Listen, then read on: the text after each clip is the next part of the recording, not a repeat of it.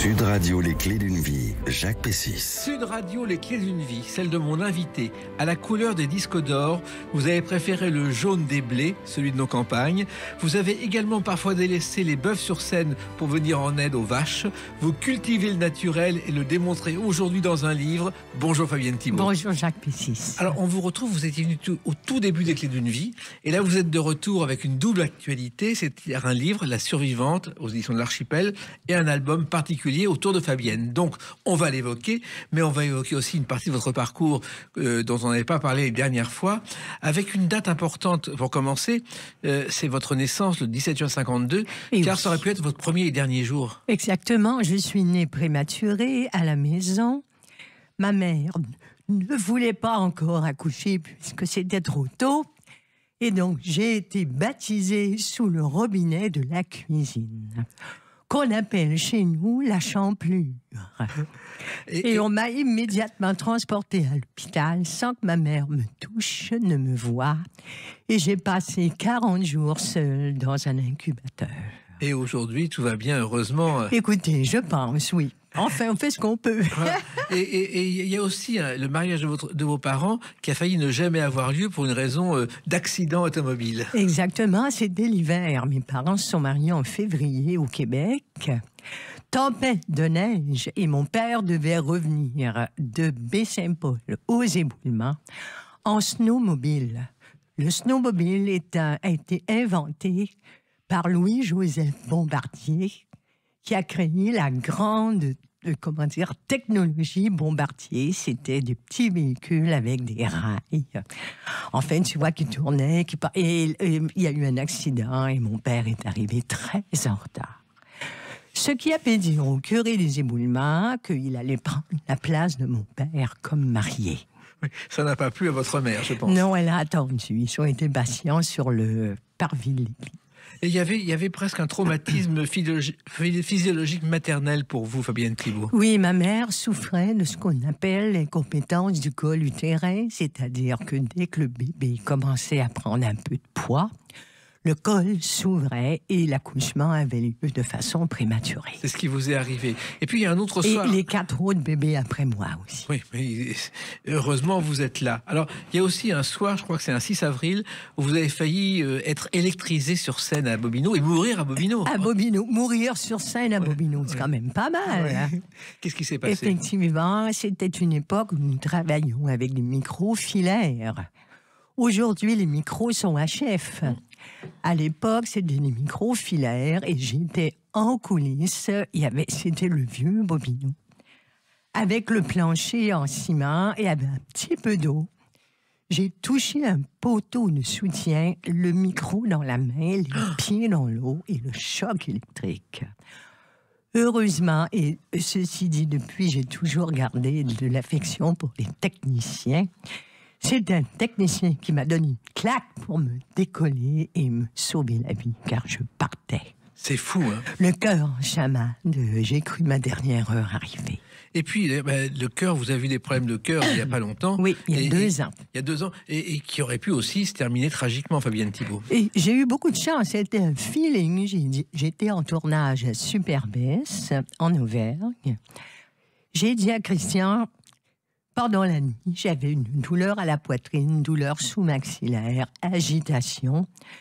J'ai dit à Christian, demain, je ne tourne pas. Allons au CHU de Clermont-Ferrand.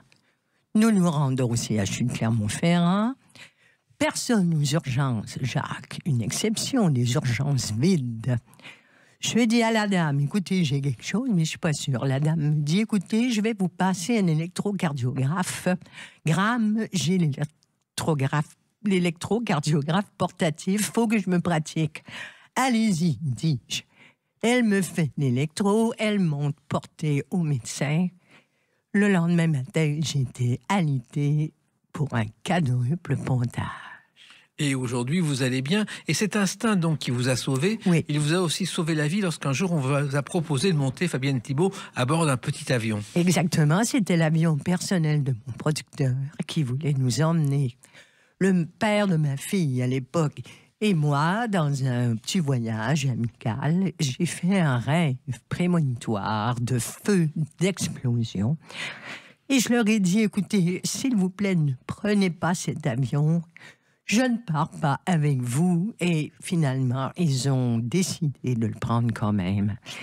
Et l'avion a explosé avec tout le monde à bord. 4 personnes décédées. C'est fou, hein? Au-dessus de la Floride. C'était atroce. On dit à votre propos, Fabienne Thibault, que vous êtes en quelque sorte un ovni. Oui, ça c'est le médecin qui a dit ça à Christian. Il a dit, votre femme, là, c'est un ovni où elle a tous les anges avec elle. Elle devrait être morte depuis 3 mois. Alors, ce qui est étonnant avec vous, Fabienne Thibault, ce sont vos origines. Parce que les Thibault, d'abord, c'est une vieille famille qui vient de France, de Rouen. Mais d'après vos recherches, vous êtes cousine de Madonna, de Céline Dion, d'Hillary Clinton et de la reine Camilla. Exactement. Et de Justin Bieber, de Xavier Dolan, de Angelina Jolie. Mais comment ça se fait? Ce sont toutes des personnes qui font partie de la branche des descendants des Percherons. Et alors?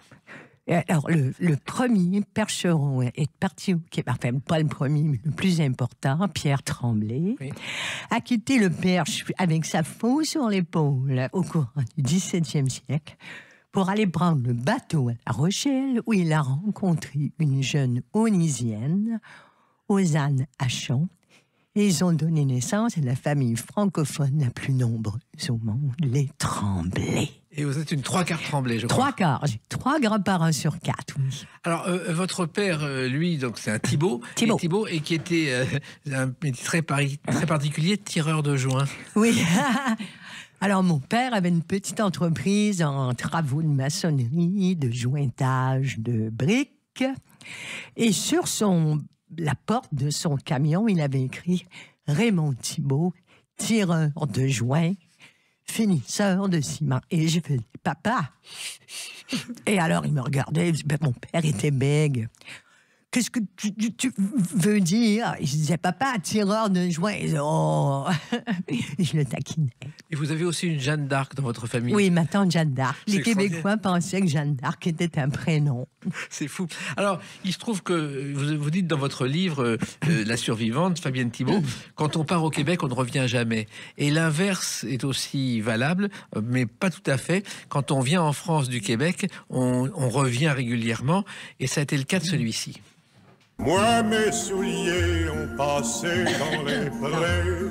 Moi, mes souliers ont piétiné. Félix Leclerc, la légende du Québec. Félix. Alors, je ne sais pas si vous le savez, mais Jacques Canetti, cherchant en 1951 un artiste québécois à venir en France, va trouver un poète débutant qui était Félix Leclerc, qui ne veut pas venir en France parce que d'après lui, la France, c'est très très loin. C'est trop loin. C'est trop loin. Et il va venir finalement triompher aux Trois Baudets et réussir une belle carrière. Il fut très aimé. C'était un homme remarquable. C'est le patriarche de la chanson québécoise. Il était beau, il était noble de cœur. Nous lui devons tant. Voilà. Et vous devez aussi à votre père l'amour de la chanson et de la musique, car votre père jouait de la guitare. Mon père jouait de la guitare. Tous les dimanches, il sortait de la guitare et on chantait les vieilles chansons françaises. On chantait Brassens, on chantait Félix, on chantait les chansons d'autrefois, on chantait les compagnons de la chanson, oui. En harmonie vocale. Oui, parce qu'il y avait une chorale le dimanche à laquelle vos parents participaient. Oui, mes parents allaient dans une chorale, mais chez nous, ma famille, du côté maternel, ils avaient le sens des harmonies vocales. Sans avoir appris, nous chantions à 3 voix.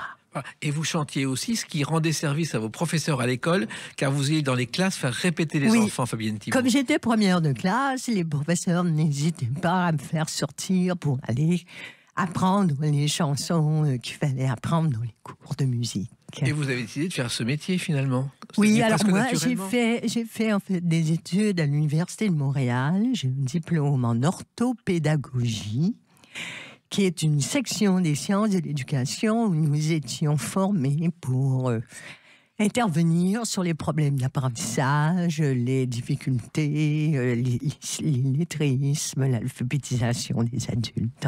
Voilà. Et puis, ça m'a passionné, mais la vie en a décidé autrement. Oui, il y a un événement très, très important dans l'histoire du Québec qui vous a presque fait changer d'avis. Quand les hommes vivront d'amour, il n'y aura plus de Les Plaines d'Abraham, Oui, les un Plaines. concert, la Franco-Fête, et autour de ça vous chantez et ça va vous donner pas le désir mais l'envie de chanter et surtout vous allez vous faire remarquer. Alors, les plaines d'Abraham, si vous me permettez, Jacques, de les situer, ce sont des plaines au bord du fleuve entre Québec et le fleuve, qui historiquement sont très importantes, puisque c'est là que les Anglais ont envahi Québec et que la France a perdu la Nouvelle-France aux mains des Anglais. Donc, cette super franco-fête et la Chantavoux l'année qui a suivi, que ça se passe sur ces lieux aussi importants, était fortement symbolique et puissamment tellurique, si je puis m'exprimer ainsi. Et moi, j'ai eu la chance d'être découverte sur les petites scènes dévolues aux jeunes artistes par Luc Plamondon. Voilà.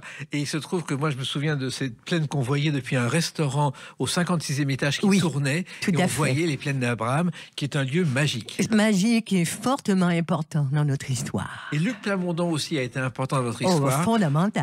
On va l'évoquer à travers une autre date, le 10 avril 1979. À tout de suite sur Sud Radio avec Fabienne Thibault.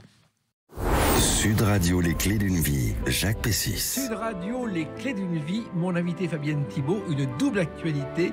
Le livre La Survivante qu'on évoque au fil de cette émission aux éditions d'Archipel. Et puis un album autour de Fabienne dont on va tout à l'heure écouter quelques extraits. 10 avril 1979, vous n'avez pas oublié cette date? Oh non, jamais j'oublierai. Voilà, c'est-à-dire que vous êtes au Palais des Congrès, dans les coulisses, avant l'entrée en scène et l'interprétation de cette chanson.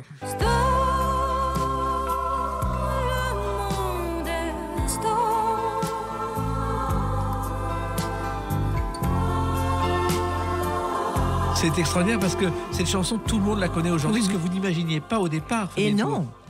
Bah, vous savez, comme moi, vous qui êtes un homme de spectacle, qui avez écrit des spectacles passent dans le monde entier, vous savez à quel point, quand on commence le travail de la création d'une œuvre, à la fois, on sait où on s'en va d'une certaine façon, mais on est dans un mystère total, avec l'angoisse au cœur. Est-ce qu'on arrivera au bout? Est-ce que le public aimera? Est-ce que le spectacle résistera au temps qui passe?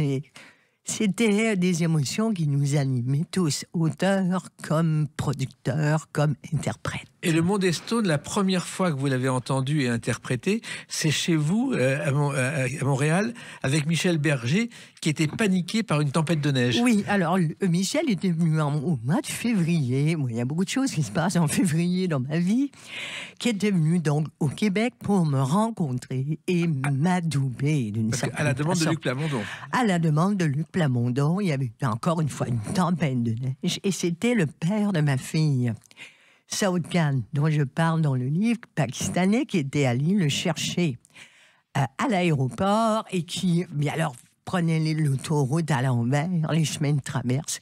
Et Michel était complètement effondré dans le fond de la voiture en se demandant ce qui se passait. Lui qui ne connaissait de l'hiver que l'hiver des stations de ski. Voilà. Qui n'a rien à voir avec l'hiver québécois. Et donc, ce jour-là, ça s'est concrétisé et vous êtes arrivé en France pour jouer Starmania, enregistrer d'abord et jouer Starmania. Et vous avez découvert un pays, la France, dont les codes ne correspondaient pas exactement à ceux de votre pays, Fabienne Thibault. Pas tout à fait, parce que n'oublions pas que malgré une langue qui nous est commune, nous sommes les Québécois des Nord-Américains. Tout en étant fortement québécois et différents de nos voisins du Sud. Nous sommes des Nord-Américains, nous sommes tous descendants de fils de paysans et de gens de petits métiers. Et on n'a pas la même façon de voir les choses. Maintenant, on se connaît, mais là, c'était il y a 45 ans. Et effectivement, vous arrivez dans ce pays avec des codes particuliers. D'abord, l'appartement qu'on vous donne ne vous convient pas. C'est-à-dire qu'on m'avait mis dans une espèce de, je ne veux pas faire de pub, d'appart-hôtel qui sentait la colle de moquette, qui sentait... Et j'étais profondément malheureuse. C'était vraiment sur les quais de Seine, vous savez, à côté de l'hôtel Nico, et je me perdais tous les soirs. J'arrivais pas à trouver la porte de l'immeuble. Alors j'ai dit, si vous ne me changez pas d'appart, je me casse chez nous. Ouais. Et il se trouve aussi que il y a une particularité au Québec que vous évoquez dans ce livre. Les déménagements sont fréquents, ce qui n'est pas le cas en France. Oui, tout à fait. Moi, j'étais très étonnée d'aller chez des gens qui étaient dans le même appartement depuis 25, 30 ans, 20 ans. Chez nous, il y a une habitude culturelle qui est de déménager, peut-être pas tous les ans, au 1er juillet. Alors, c'est assez chouette de voir les villes se remplir de camions, les gens descendent les boîtes, les meubles, et ça bouge. C'est assez sympathique. Oui, c'est assez particulier. Alors, finalement, en France, vous avez vécu dans un cocon, et grâce principalement à France Gall, qui vous a protégé. Oui, elle m'a d'une certaine façon protégée. Bien que nous n'avions pas beaucoup d'atomes crochus, France et moi, mais bon, c'est comme ça, c'est la vie. On ne peut pas bien s'entendre avec tout le monde. Cependant, elle a été sur scène, elle était formidable. Et elle a été d'un grand bénéfice pour Starmania. Elle a beaucoup soutenu Michel, organisé des cocktails, des soirées.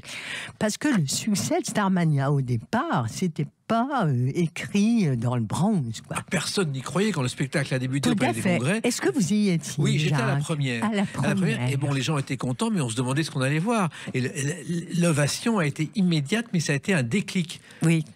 Alors, dites-moi, parce que moi, nous étions sur scène. Oui, mais les gens étaient fascinés. C'est quelque chose de nouveau. En même temps, ce qui était étonnant, c'est que ça montait de jour en jour dans les locations, qui n'étaient pas très bonnes au début. Et aux 33 représentations, il fallait arrêter. Oui, tout à fait, il fallait arrêter parce que d'abord, le Palais des Congrès était loué pour le ballet Bolchoï. Le Bolchoï qui est, à l'époque, l'URSS, donc on ne change pas de date comme ça, hein.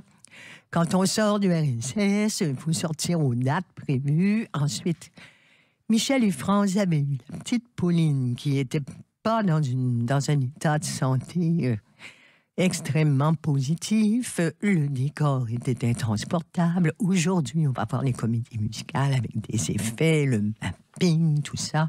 À l'époque, il y avait un immense décor qui s'ouvrait en deux, d'ailleurs, sur scène. Et ce décor intransportable, Balavoine commençait sa carrière personnelle assez, pas violemment, mais fortement. Avec le chanteur, Diane voulait rentrer au Québec.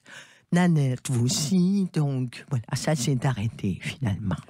Au bout de 33 représentations. Oui, ça a repris ensuite. Oui, 10 années plus tard. 10 années plus tard. Et il y a une chanson aussi qui vous doit beaucoup, car sans vous, elle n'aurait jamais été enregistrée. On danse les uns avec les autres. On court les uns après les autres. Ça aussi, ça fait partie des miracles de Starmania. Oui, un vrai miracle, en ce qui me concerne, en tout cas. En fait, les uns contre les autres, si on écoute le texte, avait été écrit pour un personnage de Diane Dufresne, c'était la Spotlight. Et 0 janvier, le businessman politicien. On s'aime, on se déchire, on se détruit, on se déchire. Sauf que Diane a dit, moi, votre balade ennuyeuse, je chante pas ça. Et tout. La chanson était trop banale. Dubois a répondu, qui était le 0 janvier sur l'album. Si Diane ne veut pas chanter ça, moi, je passe son bouche-trou. Donc, on la chante pas. Ce qui fait que les journées d'enregistrement, Michel ne savait pas trop quoi faire. Il fait une bande-son de base au piano. Moi, je dis, écoutez, mettez des chœurs, ça pourrait être sympa. Ça fera un petit peu comme la chanson du peuple. Un peu comme l'air des esclaves de Nabucco, tu vois, le peuple qui exprime son âme, sa solitude, tout comme ça. Ah, c'est pas bête. Donc, ils mettent des chœurs, sauf que le producteur, la maison de disques, dit pas de soliste, pas de chanson sur l'album. Les jours passent, etc. Arrive le dernier jour d'enregistrement. Je suis endormi sur le canapé du studio, car dans tous les studios, il y a un canapé où on s'abachit de temps en temps entre 2 séances. Et donc, j'entends tout à coup, à 00h15, la séance se terminait à 1h30 du matin, la voix de Berger de Plamondon. Ah là là, il n'y a pas de soliste sur cette chanson-là. On ne pourra pas la mettre. Or, nous tous, les artistes, avions dans l'âme le désir profond que nos auteurs soient heureux. Et d'entendre la voix découragée de ces deux mecs-là, j'ai dit, écoutez les gars, si vous voulez, je peux vous la faire. Ils m'ont dit, mais tu la sais? J'ai dit, bien évidemment, je l'ai entendu répéter, je l'ai enregistrée. Et voilà. Et quand la chanson est arrivée dans les mains de l'attaché de presse qui a fait le tour de différentes radios, à l'époque, chez Sud, il me semble que c'était Yvonne Lebrun, qui était programmatrice. Il y avait... la grande... Babar. Voilà, Babar. Arlette Tabar. Il y avait également notre grande Monique Le Marcy, chez RTL, et tout ça. Ils ont dit, ça, on veut cette chanson-là. Grégoire Collard, à l'époque, elle dit, non, mais la chanteuse, elle est pas très belle, elle a des petites lunettes, elle est grosse, etc. Ils ont dit, on s'en fout, on veut ce titre. Et donc, il y a des gens qui ont sauvé des vies. Voilà. Moi, Jacques, j'ai sauvé une chanson. Voilà. Et il se trouve que Coluche aussi était un des premiers à diffuser. Oui. Il avait une émission quotidienne où il faisait ce qu'il veut. Ouais, il était fou du monde des Stones. C'est fou. Oui. Il adorait cette chanson Oui. et il l'a passée pratiquement Ouais, tous les il jours. passait les uns contre les autres et le monde des Stones. Voilà. Et Ouais. c'est vrai que ça fait partie des miracles de Starmania. Il y a aujourd'hui des colloques sur Starmania, ce que vous n'auriez jamais imaginé. Oui, j'ai vécu, moi, un colloque à Angers avec Bernard Jeannot-Guérin, qui est le grand spécialiste, et qui prépare d'ailleurs là un colloque à la Sorbonne sur les comédies musicales, car maintenant, c'est devenu un genre en part entière. Voilà. Ce qui n'était pas le cas à l'époque. Exactement. Vous l'évoquez dans ce livre qu'on va évoquer dans notre tour dans quelques instants, à travers la date de sa sortie, le 7 novembre 2024. A tout de suite sur Sud Radio avec Fabienne Thibault. Sud Radio, les clés d'une vie. Jacques Pessis. Sud Radio, les clés d'une vie, mon invité Fabienne Thibault. Donc le 7 novembre 2024 est sorti ce livre, La survivance aux éditions de l'Archipel. Pourquoi ce livre aujourd'hui?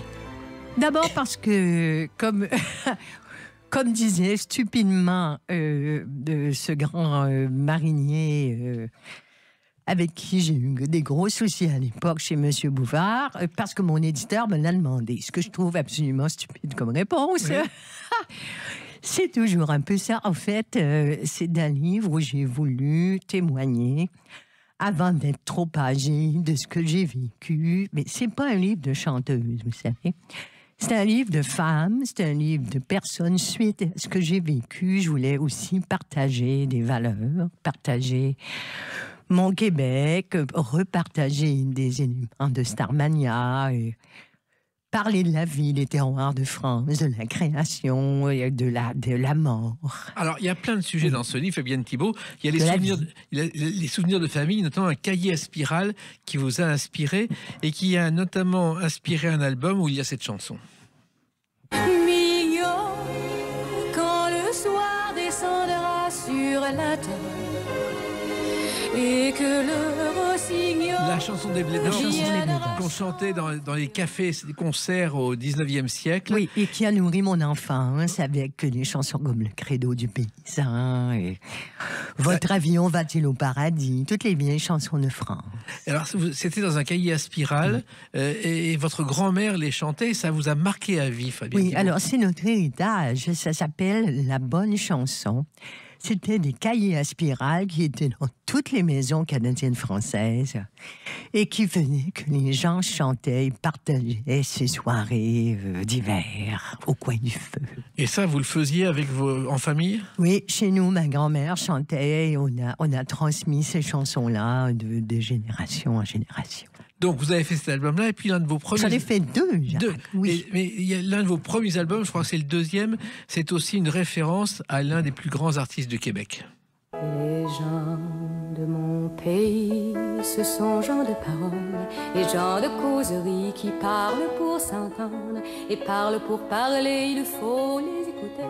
C'est parfois vérité, Les gens de mon c'est pays, parfois mensonge. avec Gilles Vigneault. Gilles Vigneault, Évidemment, que j'adore et qui est tellement important dans notre histoire de la chanson francophone et québécoise. et ce qui est étonnant, c'est que c'était votre deuxième album, vous débutiez, personne ne vous connaissait, et il vous a laissé carte blanche pour faire Oui. cet album. Tout à fait. Gilles est un homme, d'abord, qui considère que être artiste, c'est aussi laisser un héritage, c'est partager, c'est d'être au-delà du clivage des générations.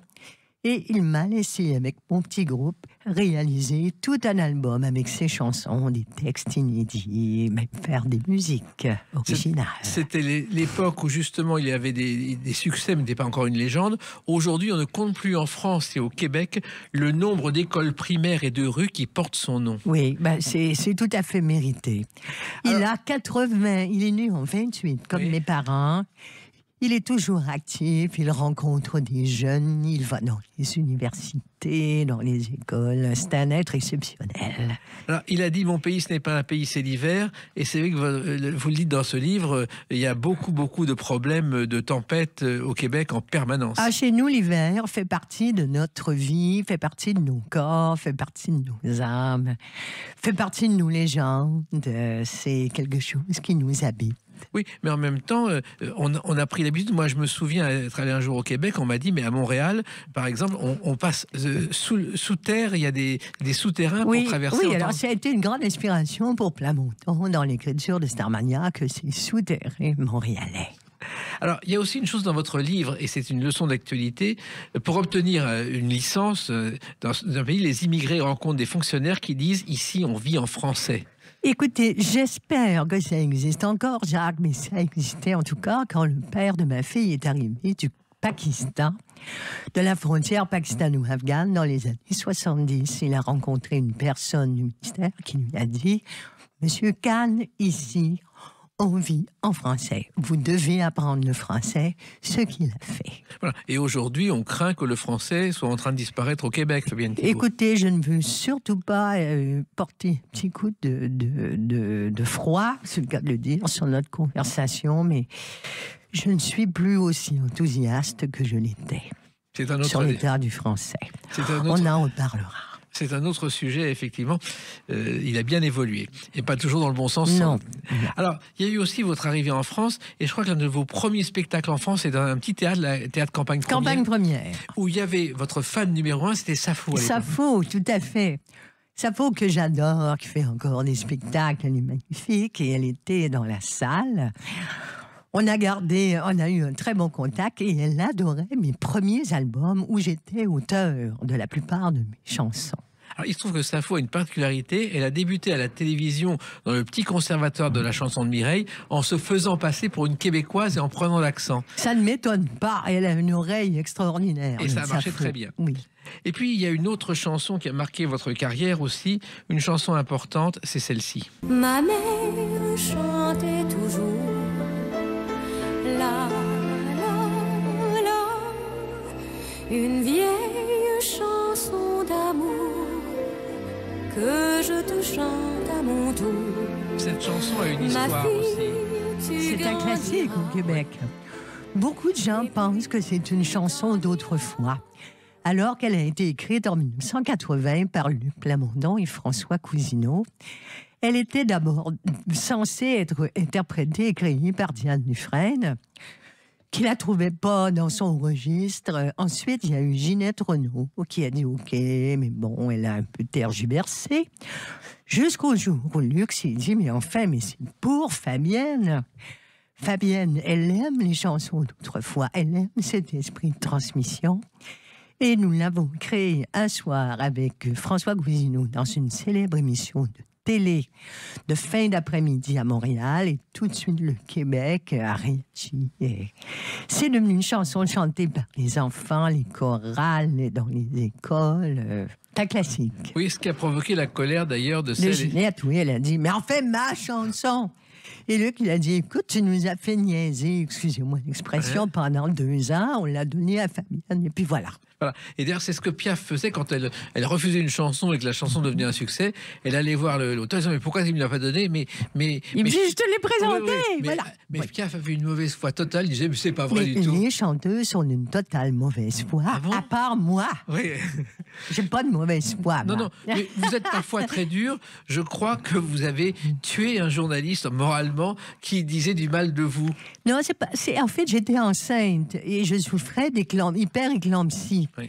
Donc le médecin avait dit soit vous arrêtez. J'étais 4 semaines à Bobino en 84. Soit vous arrêtez les représentations, soit vous rentrez tout de suite chez vous Après le spectacle, vous ne parlez pas au téléphone, vous restez mais totalement tranquille. Et il y avait un journaliste, enfin pseudo, attention, hein, c'était un patineur de service qui s'appelait Claude Vallier et qui a dit... qui essayait de me joindre, l'attaché de presse, on refusait, il voulait 8 places pour la première, enfin un délire. Et il a dit au Québec, oui, Fabienne Thibault a la tête qui passe plus dans les portes, pour qui se prend-elle? Or moi, tout, mais pas ça. Et je lui ai écrit, Claude Vallier, ce que j'ai décrit, je te dis, je ne l'ai jamais fait pour personne, je souhaite que tu meures. Et je suis allée porter la lettre à la poste. Il l'a reçue le jour et il est mort le jour. Il a reçu ma lettre. Attention, ne faites pas de mal aux femmes enceintes. Ça vous retombera dessus. Ni aux bêtes enceintes. Vous n'avez pas eu de regrets Non. En fait, je pense qu'il est mort parce que, comme disait ma mère, il se menait mal, il fumait, il buvait, il mangeait trop, et puis voilà. De toute façon, et on le voit dans votre livre, vous êtes quelqu'un qui n'avait jamais la langue dans votre poche. Quand vous avez quelque chose à dire, Fabienne Thibault, et il y a plein de passages dans ce livre, vous le dites sans problème. Bah, il faut le dire. Évidemment, il faut faire quand même un peu attention. J'ai pas tout dit. Oui. Ni tout écrit, mais j'essaie d'être franche, honnête, mais sans méchanceté. Parce que ça, c'est pas bien. Non. En revanche, quand quelqu'un vous pose un problème, vous répondez. Il y a eu une histoire, je crois, chez Christophe de Chavannes, d'un faux mage qui est assez extraordinaire, que vous racontez dans ce livre. Oui. Alors, le mage, il vient s'asseoir à côté de moi. Il ne me reconnaît pas. C'est pas grave. Hein. Il me dit, vous êtes québécoise? Je dis oui. J'adore les Québécois, les artistes québécois. Diane Dufresne, je dis, elle est formidable, etc. Mais... il n'y en a qu'une que je ne supporte pas. Et moi, je me dis, ça y est, c'est pour ma pomme. Et je dis, qui ça? C'est ce pachyderme de Fabienne Thibault. Je supporte pas sa voix aiguë. Je supporte pas, j'aime que les voix graves. J'ai dit, écoutez, c'est normal, vous avez le droit. Il me dit, j'avais des places pour aller la voir. J'ai détesté, je suis partie à l'entracte. Je ne n'aurais pas dû. Ça, c'est pas bien. Quand on n'aime pas, on n'y va pas, quoi. Et on laisse les places pour les autres. Et je fais, et vous, qu'est-ce que vous faites? Il me fait, moi, je suis voyant. Je fais, c'est merveilleux. Et vous voyez comment le marc de café, la boule de cristal. Non, moi, c'est les visages. Je n'oublie jamais un visage. Je fais, bon, écoute. Et là, la maquilleuse qui était en train de me maquiller fait, alors là... Et là, il se dit, il y a un truc. Et il va vers la porte où il y avait un papier qui disait tous les noms des invités. Et là, il voit Fabienne Thibault. Et là, il revient un peu, il fait, excusez-moi, vous savez, je ne vous déteste pas tant que ça. Je fais, écoutez, monsieur, vous étiez méchant, vous devenez ridicule, je vous préfère méchant. Il n'y a pas de souci. Et le pauvre est mort quelques temps plus tard. Il l'a assassiné dans une soirée un peu glauque. Il n'a rien vu venir. C'est faut vraiment pas être méchant avec vous. Alors, il y a quelqu'un qui vous a fait... Il y en a, ça arrive. Il y en a un qui a été faussement méchant, et vous le racontez dans le livre, c'est Raphaël Mesrahi. Oui, alors Raphaël, c'était formidable. Raphaël, on connaît, c'est tout son contexte de... son émission. Alors moi, en fait, j'ai essayé vraiment de le contrôler parce que pour moi, c'était un jeune homme qui voulait devenir journaliste et qui essayait de faire des sujets avec des artistes. Et il partait de n'importe quel... Donc j'essayais de le ramener à quelque chose de bon pour lui. Mais on a beaucoup ri, c'est formidable. Il vous a piégé, mais ce qu'on ne sait pas, c'est ce qui se passe après. Est-ce qu'après, vous apprenez que vous avez été piégé? Oui, évidemment qu'on l'apprend. On l'apprend à la fin, oui. Et il dit, c'est un numéro, etc. Voilà, il ne laisse pas partir sur le mystère. Mais c'est vrai que quand on voit votre parcours, le nombre de choses que vous avez fait, avec plein d'épreuves que vous avez traversées. Oui, écoutez, je pense que la vie n'est pas un long fleuve tranquille. Beaucoup de gens vivent des épreuves d'enfance. Je rencontre souvent des gens qui me parlent d'eux. Parce qu'aujourd'hui, je vous raconte, mais moi, on me raconte souvent. Les gens me font confiance et je vois à quel point... beaucoup de gens ont eu des enfants difficiles, ont eu des épreuves, des souffrances.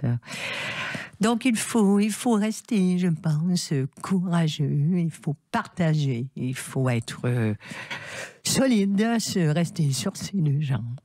En tout cas, ce qui est solide, c'est tout ce que vous racontez dans ce livre, La Survivante, aux éditions de l'Archipel, que je recommande à celles et ceux qui nous écoutent. Et Ça puis, vous a plu? mais bien Parce sûr. que vous en lisez beaucoup, quand Oui, même. mais je les lis et en général, j'aime, sinon il n'y a pas d'invité dans l'émission.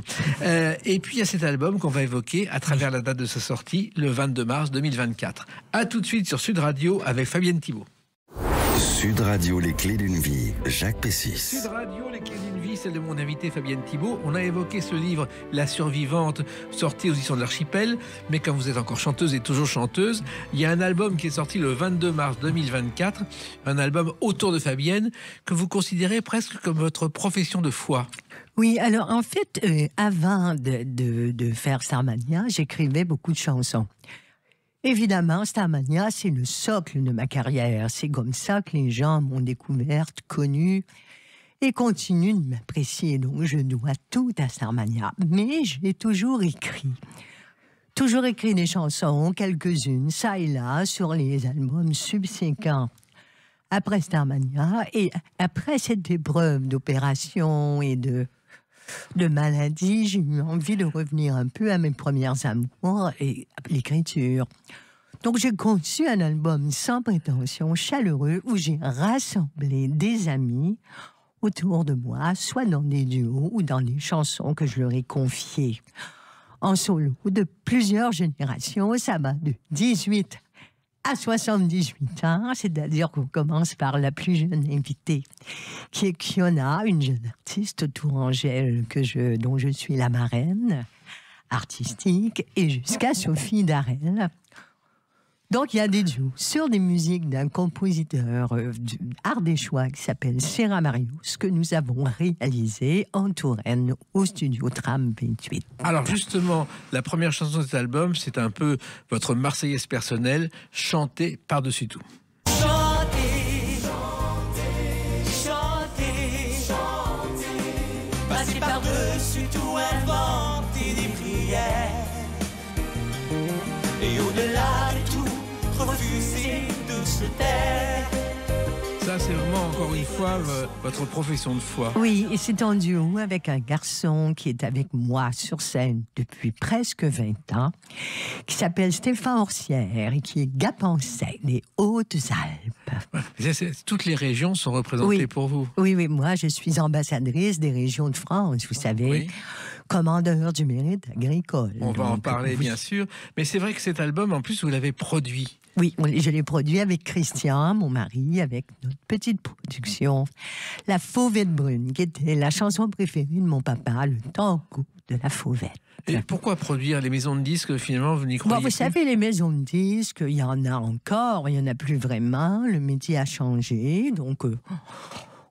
moi, je ne suis pas du tout passéiste, mais je voulais qu'on le fasse, qu'on soit responsable de notre travail, qu'on le fasse avec des potes dans de bonnes conditions. Alors, il y a une chanson qui résume votre vie et votre passion d'aujourd'hui, qui est en France plutôt qu'au Québec. Ça s'appelle Les Fermes de France. Les fermes de France ont tout comme les hommes, de l'herbe et de la boue collée à leurs souliers. Elles s'endorment le soir en faisant des prières. Il y a tant d'espoir dans leur rêve éveillé. Un duo avec Serra Marius. Le compositeur. Comment vous l'avez rencontré? Alors, Serra Marius avait réalisé et composé le dernier album de Gilles Dreux, auquel j'ai participé. Et c'est comme ça qu'on s'est rencontrés. Il m'a dit, Fabienne, si on faisait un album ensemble. J'ai dit, allez, hop. Voilà.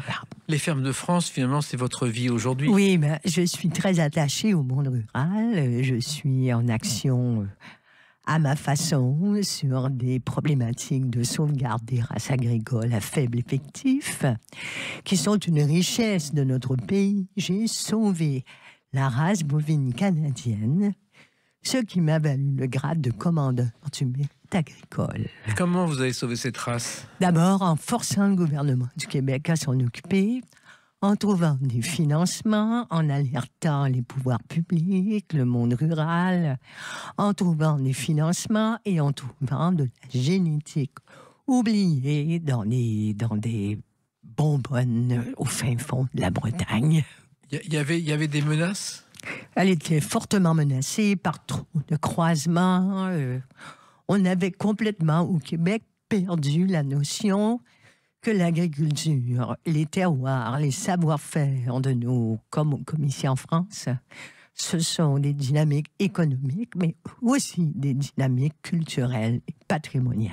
C'est-à-dire que la vache bovine aurait pu disparaître au Québec? Oui, et cette race, qui est une race d'origine des Côtes-d'Armor, partie avec nos ancêtres au XVIIe siècle, nous leur devions tant. Donc, j'ai écrit au premier ministre du Québec: ce qui se passe dans nos campagnes est un scandale. Monsieur le premier ministre, je ne vous demande pas un rendez-vous, je l'exige. Si un peuple n'est pas capable de sauver sa mère, ce peuple n'est pas digne d'avoir un drapeau. Et finalement, vous avez réussi. Tous ensemble, avec des gens qui étaient avec moi sur ce dossier. Alors, commandeur du mérite agricole aussi, c'est une décoration qu'a reçue Michel Serrault, qui était plus importante à ses yeux que les Légions d'honneur. Oui. Et Laurent Gérard, lui aussi, est chevalier du mérite agricole. Oui. Et pour eux, moi, je suis commandeur. Voilà. C'est le top. Le top. Je suis la seule. Finalement, la Légion d'honneur, ils en ont rien à faire, alors que ça, ils en ont vraiment envie. Oui, la Légion d'honneur, c'est quand même important. C'est un grand symbole. Oui, il faut mais respecter. Je bien sûr. l'ai. Alors, il se trouve aussi que l'amour de la nature, c'est venu lorsque vous avez découvert la Touraine. C'était à la fin des années 90. Oui, alors j'ai commencé vraiment à écrire en étant en Touraine, en longeant la Loire, en vivant auprès des agriculteurs, en visitant les caves, en remontant la Loire en gabarre. Je me suis attachée à raconter ce Val de Loire qui est fondamental dans l'histoire de notre pays, dans l'histoire de la civilisation, de la langue française. La Touraine, c'est tout. C'est les jardins, c'est l'agriculture, c'est l'histoire, c'est les châteaux, c'est les poètes, c'est Rabelais, c'est tout ça, quoi. Oui, mais en même temps, c'est curieux qu'une Française ne l'ait pas fait. C'est une Québécoise qui s'est mise au service de la Touraine. Quand on vient, d'ailleurs, souvent, on voit des choses que les gens du cru ne voient pas. Donc, je travaille depuis 25 ans à l'élaboration d'une comédie musicale avec le compositeur Richard Bonneau. Là, nous sommes vraiment, on a tout terminé, les chansons sont à peu près enregistrées, on a trouvé nos scénographes, qui sont des femmes extraordinaires qui ont travaillé partout dans le monde avec Franco Dragon, qui ont fait des grands spectacles et on prépare son scénographe, on travaille avec des artistes de parcours, des artistes de cirque, des danseurs, des chanteurs. Et ça, je crois que c'est autour de la Loire, cette comédie musicale. Ça s'appelle Princesse Loire, oui. Au pays des 6 rivières. C'est une sorte d'allégorie, une sorte de carte du tendre, du cœur de France, qui se catapulte dans toutes les époques. C'est un truc de fou, alors, mais que j'adore faire. Ça, c'est la Loire et la Touraine, mais vous évoquez aussi dans cet album un drame qui s'est passé au Maroc. Oui. Combien de temps vais-je prier avant qu'on puisse me sauver dans la lumière de l'Éternel? Le mot espoir. Et j'ai des ailes. Ça aussi, c'est une histoire qui a une chanson, oui. Sabine Thibault. Alors, c'était devant mon écran de télévision, en 2023, le 8 septembre, quand j'ai vu les sauveteurs extraire des décombres une jeune fille de 11 ans, nommée Myriam, qui avait passé 72 heures sous les décombres dans le noir, pour apprendre le décès de sa maman. Et ça m'a vraiment touché au cœur.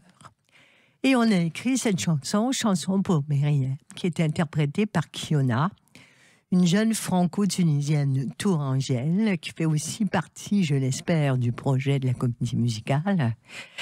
Et Kiona et moi, on est partis récemment au Maroc avec l'association Amizip pour tourner un clip sur les lieux du séisme. Et Kiona, on la connaît car elle a participé à The Voice. Tout à fait, semi-finaliste à The Voice en 2023 dans l'équipe de Vianney. Elle a beaucoup de talent, d'intelligence. C'est une belle voix et une grande interprète, ce qui n'est pas le cas de toutes les grandes voix. Alors, ce qui est étonnant, effectivement, c'est qu'on passe des très jeunes aux plus anciens. C'est le cas de cette chanson, Dis-moi, mademoiselle. Eh bien, mademoiselle Sophie Darel, il y a du travail dans ce métier-là. Sa voix est pas des millions comme un miracle dans ses chansons.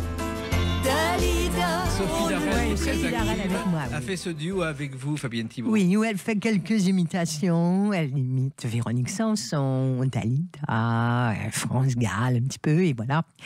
Et ça s'appelle Dis-moi Mamselle, et j'aime beaucoup Sophie Darel, pour qui j'ai beaucoup de respect. Oui, il semble que Sophie Darel est venue chez Guy Lux pour un soir comme imitatrice. Et elle y est restée. Elle y est restée pendant des Voilà, décennies. 10 ans. 10 ans, Auprès de et Guy travailler Lux. avec Guy Lux, fallait le faire parce qu'il fallait suivre. Ah, mais Sophie, elle a beaucoup d'intelligence, beaucoup de courage, beaucoup d'humour. Oui. Et d'ailleurs, son mari, Jacques Anaclet, vous a aidé dans cette chanson. Il a écrit les parties parodiques. C'est sa spécialité. Et ça, finalement, c'est un transfert de génération. C'est-à-dire que Sophie Darel a la même énergie que vous, car votre énergie est légendaire, Fabienne Thibault. Oui, Sophie est une femme qui a eu beaucoup de problèmes de santé. Elle a vécu 3 cancers et elle a toujours cette même énergie, ce même sourire et cette même passion de notre métier. Alors, Jacques Anaclet, c'est son mari. Oui. Et vous, votre mari, Christian, vous l'avez rencontré pendant la tournée Ashtan. Achetant les têtes de bois. J'étais mariée et j'ai divorcé. Ça a été Voilà. en discutant en coulisses. Oui, alors je l'ai vu au bord, il travaillait avec la compagnie créole, Christian Martiniquet. Il était donc dans la régie et le travail avec la compagnie créole et je l'ai vu debout au bord de la porte de la cantine. Et j'ai trouvé, j'ai beaucoup aimé ce qu'il dégageait. Et j'ai dit à ce moment-là à Claude Barzotti qui mangeait avec moi à la table, Claude, t'as fini de manger? Il me fait, oui, j'ai fait gosse, toi. Je vais inviter le beau Martiniquais à venir à notre table. Et il s'est levé, il est parti. Christian est venu. Et j'ai dit, qu'est-ce que vous voulez manger? Il a dit, du riz. J'ai dit, non, vous allez manger des légumes. Et on ne s'est plus quitté. Et vous êtes marié Avec 15 ans. Oui, au Milandes. Il faut savoir que les Milandes, c'est Joséphine Becker qui les a trouvés. Et que Angélique Delabarre, qui a aujourd'hui, Tout avec à sa fait. famille, racheté Le château. a sauvé le château qui est en train de Oui. et a tout reconstruit dedans. Et maintenant, on le C'est visite. une splendeur à visiter, je vous le conseille. Et en dessous, il y a le parc de Joséphine, où il y avait sa fameuse piscine en forme de gibet. Joséphine Baker joue au bouillon, il y a le cabaret, il y a le restaurant. Et nous, à l'époque, j'étais allée chanter au cabaret de Joséphine et le propriétaire de l'époque, Georges Lansac, m'a dit « Qu'est-ce que vous faites ?» Mais je voudrais se marier, mais moi, je ne veux pas me marier à Paris.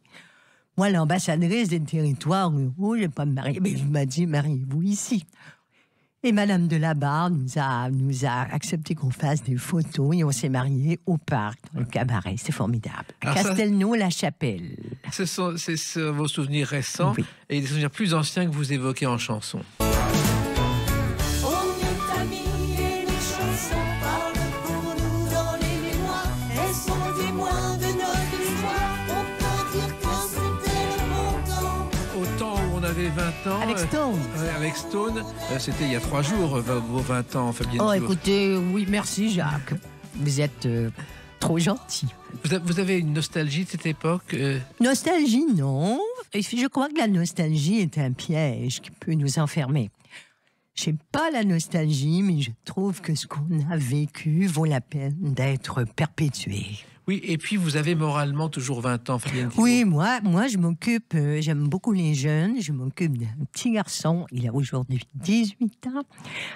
Je l'ai connu, il avait 6 ans, il avait tous les problèmes du monde, il était diagnostiqué de toutes les maladies, enfin les problématiques possibles d'apprentissage. Et aujourd'hui, à 18 ans, il est au lycée du spectacle, il vient d'entrer dans une grosse boîte de technique de son. Et c'est mon petit gars, et je l'ai toujours soutenu. Je l'ai emmené avec moi en spectacle, avec ses parents, je l'ai emmené en stage. Je pense que c'est important quand on a des compétences et quand on a un chemin de vie, d'emmener avec nous des jeunes. Alors, ce chemin de vie, Parce qu'il nous aide à Mais rester bien sûr, jeunes. et vous restez jeune. Ce livre, La Survivante, le prouve, aux éditions d'Archipel. Et puis cet album autour de Fabienne, qui est avec plein d'amis, c'est un cadeau en ce début d'année. à offrir. Merci, Jacques, de cette belle suggestion à vos Voilà. auditeurs. En tout cas, continuez ainsi, ne changez rien et revenez quand vous voulez dans les clés d'une vie. Je vous remercie, à très bientôt et passez de bonnes fêtes. À très bientôt. Merci Fabienne Thibault. Les clés d'une vie, c'est terminé pour aujourd'hui. On se retrouve bientôt. Restez fidèles à l'écoute de Sud Radio.